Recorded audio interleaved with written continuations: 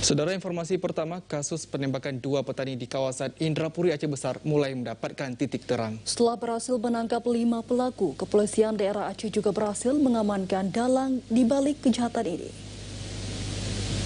Setelah mengamankan 5 pelaku penembakan yang menewaskan 2 orang petani di kawasan Indrapuri Aceh Besar, kepolisian daerah Aceh juga berhasil menangkap dalang di balik kejahatan kriminal ini.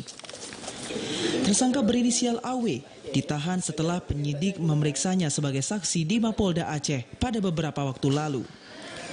AW menjadi pemberi dana kepada eksekutor untuk melakukan penembakan terhadap korban. Dalam penyelidikan, barang bukti yang ditemukan berupa handphone sebanyak 2 unit dari tersangka AW. Sebelumnya Polda Aceh juga mengamankan 5 tersangka berinisial TM, DW, NZ, ZT, dan MY. Dengan barang bukti 4 butir selongsong peluru kaliber 5,56 mm beserta balok panjang berukuran 1 meter.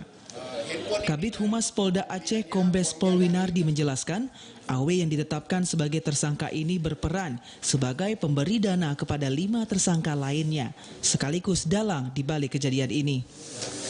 Diketahui motif penembakan ini karena unsur dendam terhadap korban berinisial R. AB alias TW ini adalah sebagai otak pelaku atau dalang penembakan yang memberikan dana kepada pelaku 5 yang sudah kita tangkap sebelumnya dengan aliran dana yang sudah kita cek dan yang bersangkutan membelikan HP. Ya, ada 2 HP.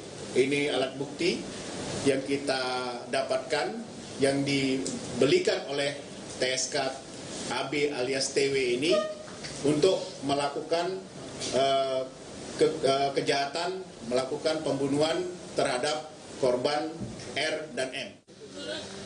AW merupakan ketua DPW salah satu partai lokal di Aceh. Polda Aceh juga masih memburu 1 tersangka lainnya yang berperan sebagai eksekutor atas kejadian penembakan 2 petani ini.